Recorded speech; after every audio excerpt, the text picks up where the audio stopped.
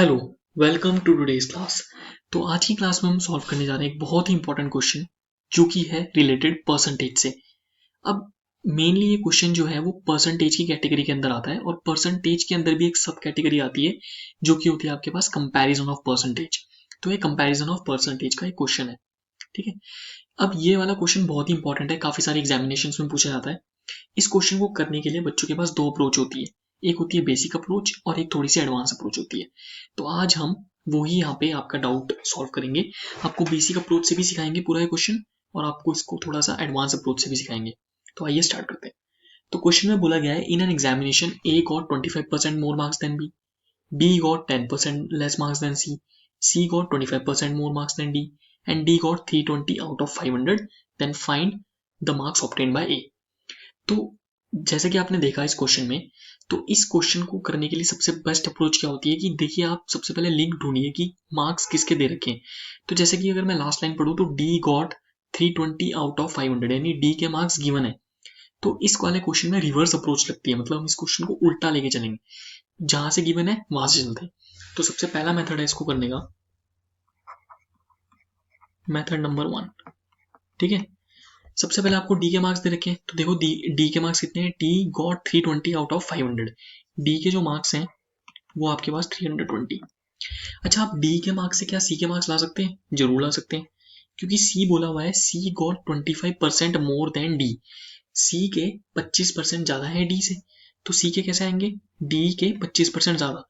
25% ज्यादा का मतलब होता है 25% ज्यादा, यानी कि 125/100, ठीक है। आपको पता है परसेंटेज जो होता है 100/100 की फॉर्म होती है। अगर हमें किसी को परसेंटेज बढ़ाना होता है तो 100 में ऐड कर देते हैं, अगर सब्ट्रैक्ट करना होता है तो 100 में माइनस कर देते हैं। या फिर अगर आप थोड़े ज्यादा एडवांस हैं तो 25% का फ्रैक्शन जो होता है 1/4 होता है, 4 में एक पार्ट ज्यादा यानी 5। वो हम एडवांस अप्रोच में सीखेंगे। सिंपल यहाँ पे सीखते हैं कि अगर किसी का हमें 25% मोर करना होता है तो 100 में उसको न्यूमरेटर में ऐड कर देते हैं और डिनोमिनेटर में 100 वैसे ही रख देते हैं, ठीक है। अगर मैं इसको सॉल्व करूंगा तो यहाँ पे मेरे पास देखिए 0 से 0 कैंसिल हो जाएगा, फिर मैं 5 से कैंसिल कर सकता हूँ, 5 2 से 10, 5 5 से 25 और यहाँ पे भी 5 2 से 10 और 2 से इसको कैंसिल कर देंगे 16 टाइम्स। तो C जो आपके पास आ जाएगा वो आपके पास आएगा 16 इंटू 25। 16 इंटू 25 को मल्टीप्लाई कर सकते हो तो आपके पास आंसर आ जाएगा यहाँ पे 25 10 जो होता है आपके पास 250, तो ठीक है। तो ये आपके पास आ जाएगा 400, ठीक है। 25 इंटू 16 आपके पास आ गया 400।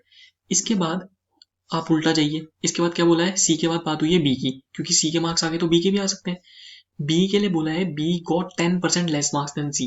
बी को सी से 10% लेस मिले, तो पहले तो सी के मार्क्स लिख लिए, इसका 10% लेस निकालना है।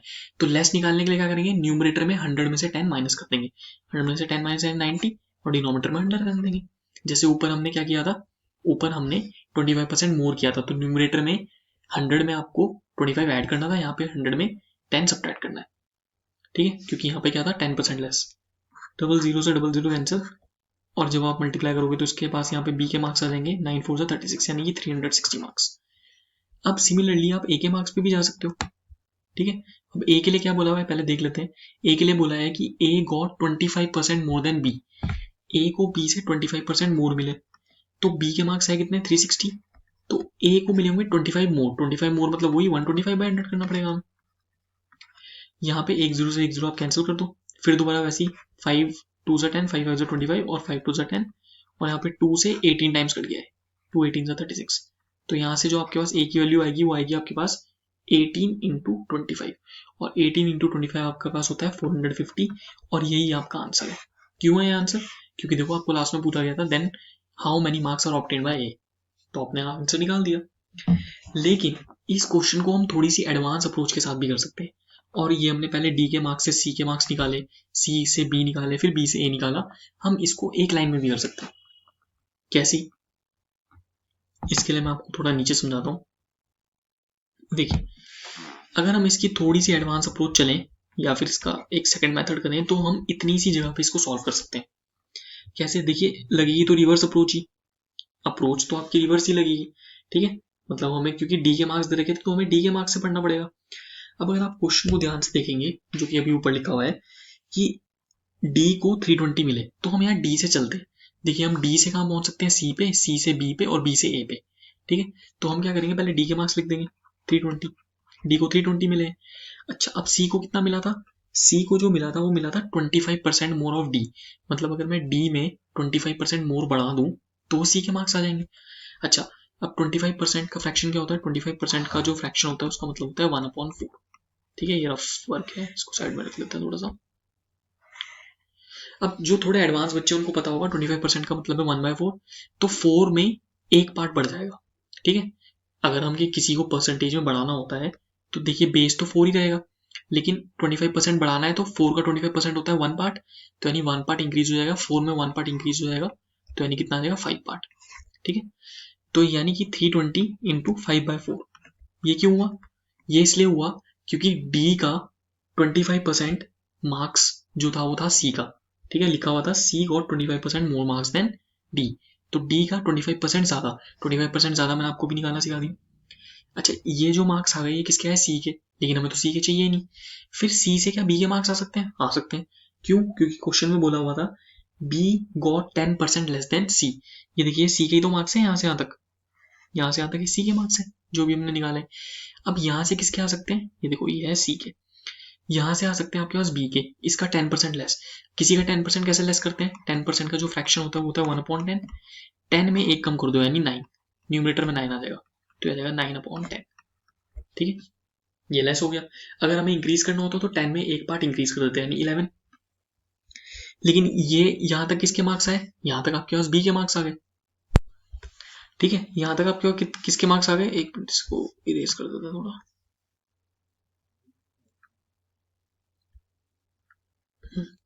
ठीक है, तो ये जो आपके पास पूरे मार्क्स आ गए ये आपके पास आ गए बी के मार्क्स, क्योंकि यहां से लेकर यहां तक देखो पहले डी के थे, डी से सी गए, सी से बी, ये बी के मार्क्स आ गए।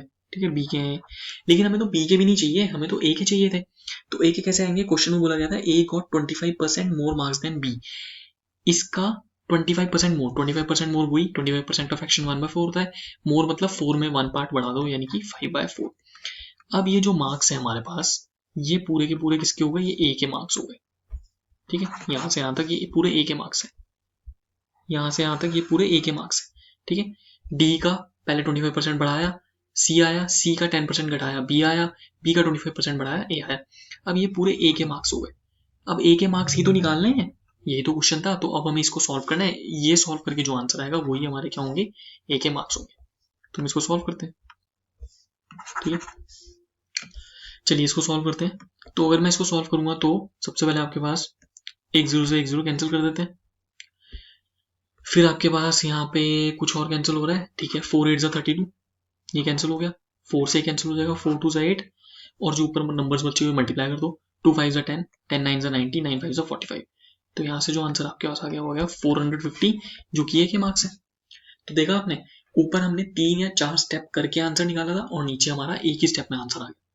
तो आई होप आप लोगों को अच्छे से समझ में आया होगा, इसलिए आपको बिल्कुल डिटेल में एक एक स्टेप करके समझाया गया है। तो अगर आपको वीडियो पसंद आई है तो आप इसको लाइक करिए, शेयर करिए अपने फ्रेंड्स के साथ जिनको कि इन क्वेश्चंस में प्रॉब्लम होती है, और चैनल को सब्सक्राइब करके जरूर जाना। और अगर आपकी कोई क्वेरीज हैं या अगर आपको कुछ पूछना है तो आप कमेंट बॉक्स में भी पूछ सकते हैं। Thank you so much for watching this video.